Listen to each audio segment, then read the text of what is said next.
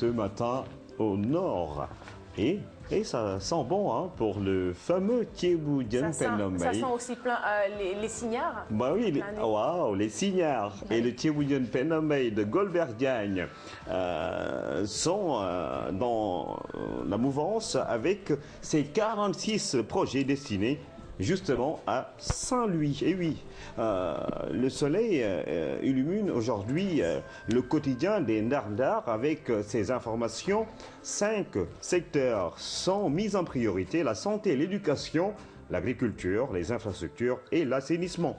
Abdoul Mbaye et ses ministres ont rendu visite aux sinistrés de Guet-Ndar et de Djamena relogés à Bango. Le Premier ministre qui encourage par ailleurs les citoyens à financer les infrastructures. Mais l'actualité est très têtue ces derniers jours et révèle une certaine tension et la pression qui s'accentue sur certaines écuries politiques. Et pour parer à toute éventualité, le président Macky Sall s'est bien armé pour aller à la traque des biens mal acquis, une sorte de gilet pare-balles dont on parle justement Libération, une sorte de gilet pare-balles sous forme de décret.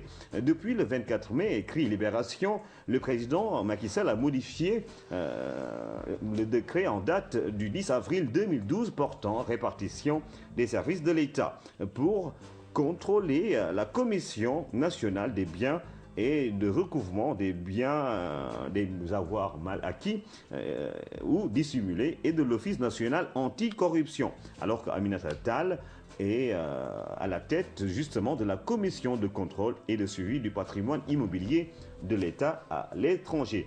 2 commissions donc que gère le président Macky Sall et Aminata Tall, qui est justement secrétaire général de la présidence. En résumé, note Libération et le Populaire, le président Macky Sall est en première ligne de cette traque qui fait débat et qui dérange. L'initiative, relève le Populaire, pose un sérieux problème au pape du SOPI en l'occurrence.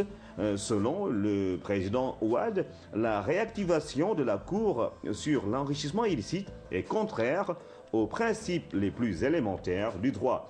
Une loi qu'il fustige parce qu'elle permet de demander à n'importe qui de justifier la provenance de ses biens. Le président Ouad qui hausse le ton et menace donc, eh bien oui, le président Ouad qui rappelle qu'Abdou Diouf n'a eu à traiter à l'époque 2 cas et il a abandonné parce qu'il était submergé de plaintes.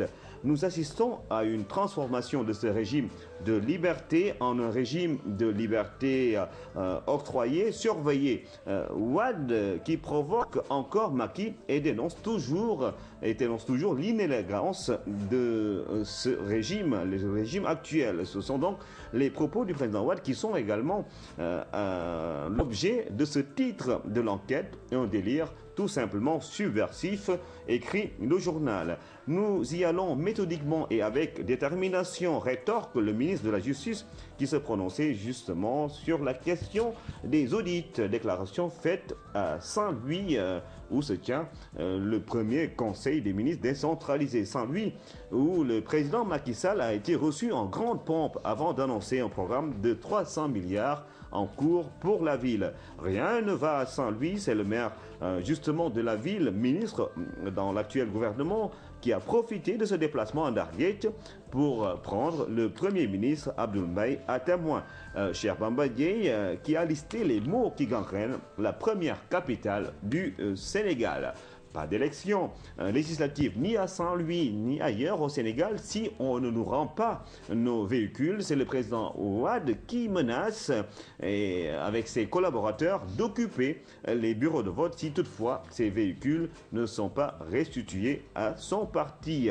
Et puis le président Ouad qui va plus loin pour déclarer que ses partisans vont faire des marches et occuper la fameuse place de l'Obélisque. Peut-être c'est Le Monde à l'envers pour les politiques.